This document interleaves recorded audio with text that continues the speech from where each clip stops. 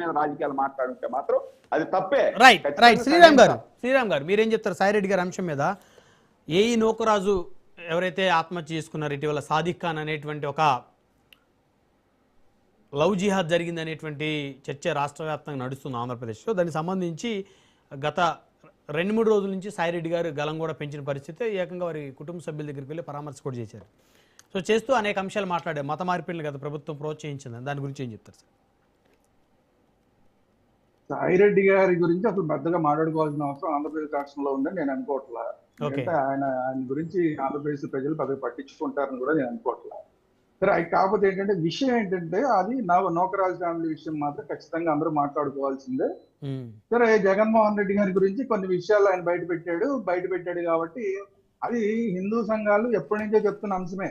గత ప్రభుత్వంలో హిందూ సంఘాలు అనేక సందర్భాల్లో ప్రెస్ మీట్లు పెట్టి మా అందరికీ చెప్పిన విషయాన్నే చర్చిలు విపరీతంగా పెరుగుతున్నాయి, మత మార్పులు జరుగుతున్నాయి, ఇవన్నీ చెప్పిన విషయమే. దాన్ని ఈ రోజు ఆయన లేట్ గా అయినా సరే కన్ఫర్మ్ చేశాడు.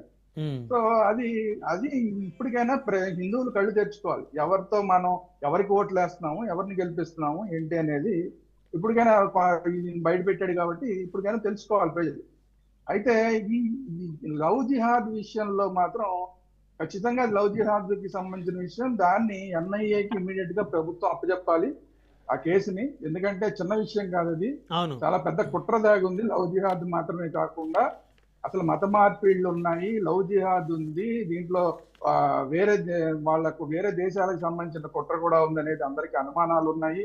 ఎందుకంటే ఇతను టెర్రరిస్టులకి ఆ అమ్మాయికి చెప్పింది, భయపెట్టింది ఏంటి, నీ కొడుకుని టెర్రరిస్టులకి అప్పచెప్పేస్తా అన్నాడు. అంటే వీడికి టెర్రరిస్టులతోటి సంబంధాలు ఉన్నాయి అని వాడు చెప్పినట్టు, ఇండైరెక్ట్ గా ఆడే చెప్పినట్టు సాదిక్ అనేవాడు. ఇన్ని జరుగుతూ ఉంటే అసలు ఈ రోజు దాకా ప్రభుత్వం నుంచి స్పందన ఏది? మహిళా కమిషన్ ఎందుకు స్పందించలేదు? మహిళా కమిషన్ మామూలుగా మిగతా వాటిల్లోనే చాలా లేట్ గా స్పందిస్తుంది. ఇప్పుడు ఈ విషయంలో అమ్మాయి లెటర్ రాసి అంత దారుణంగా నన్ను హింసించారు ముర్రో అని చెప్పి అమ్మాయి దూకి చచ్చిపోతే, ఫ్యామిలీ అంతా చచ్చిపోతే మహిళా కమిషన్ స్పందించలేటండి. ఇప్పుడు అసలు ఈ పోనీ మహిళగా ఉన్న హోమ్ మినిస్టర్ గారు ఏమన్నా స్పందిస్తారంటే ఆవిడ స్పందించదు. ఆవిడేమో మాటికి జగన్ ఎలా బస్సు ఎక్కాడు, ఎలా రైలు ఎక్కాడు, ఎలా కార్లు వేసుకుని ఎన్ని క్యాన్వాయిలు వెళ్ళాడు, ఎంతమంది ఎలా ఏం చేశారు, ఆ క్యాన్వాయిలు ఎవరెవరు, దీని మీద ప్రెస్ మీట్లు పెడుతుంది తప్ప అసలు ఆవిడకి సంబంధించిన విషయాలు ఆవిడ మాట్లాడదు. హోమ్ మినిస్టర్ శ్రీరామ్ గారు, హోమ్ మినిస్టర్ గారు కానీ అసలు కమిషనర్ మాట్లాడాలి కదా, కనీసం ప్రెస్ మీట్ పెట్టి మాట్లాడాలి. లేఖ చూసారా సార్? ఏం భరోసా చేస్తున్నారు సార్? ఈ నూకరాజు గారి కుమార్తె 4 పేజీల లేఖ చూసారా? చూశాను, అందుకనే మాట్లాడుతున్నా. ఆవిడ అంత దారుణంగానే నా ఇన్ని కుట్రలకు బలైపోయాను నేను. ఆవిడ ఎందుకు చనిపోయిందో చెప్తున్నాను వినండి. నాకు ఏ వైపు నుంచి నాకు రక్షణ లేదు, పోలీసుల దగ్గరికి వెళ్తే వినిపించుకునే పరిస్థితి లేదు, సమాజంలో నాకు పరిస్థితి లేదు, వీడేమో నా కొడుకుని అన్ని రకాలుగా హింస పెడతానంటాడు, నన్ను అంటే ఆ అమ్మాయికి అన్ని వైపుల నుంచి దారులన్నీ క్లోజ్ అయిపోయి ఇంకా అంటే చచ్చిపోవడానికి కూడా భయపడుతూ చచ్చిపోతున్నాను అని చెప్పింది అమ్మాయి. అంత దారుణమైన పరిస్థితుల్లో ఒక మహిళ వెళ్ళిపోయి, ఒక కుటుంబం వెళ్ళిపోతే హోమ్ మినిస్టర్ గారు ఎందుకు ఇప్పుడు దాకా మాట్లాడరు? అసలు మీరు హిందువులకి మీరు భరోసా ఇస్తున్నారా, ఇవ్వట్లేదా ఏంటి? అతన్ని ఇమ్మీడియట్ గా హిందూ సంఘాలన్నీ డిమాండ్ చేస్తున్నది ఏంటంటే అలాంటి దుర్మార్గుడు బతికొనడానికి వీల్లేదు, ఖచ్చితంగా అతను ఎన్కౌంటర్ చేయాలని చెప్పి హిందూ సమాజం అంతా డిమాండ్ చేస్తుంది.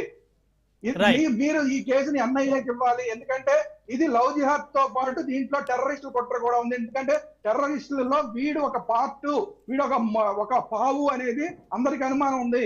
కాబట్టి నేను 4 డిమాండ్లు ఇక్కడ. ముందు మహిళా కమిషన్ ఇమ్మీడియట్ గా దీని మీద స్పందించాలి. హోమ్ మినిస్టర్ గారు దీని మీద ప్రెస్ మీట్ పెట్టి దీని మీద భరోసా ఇవ్వాలి హిందువులందరికీ.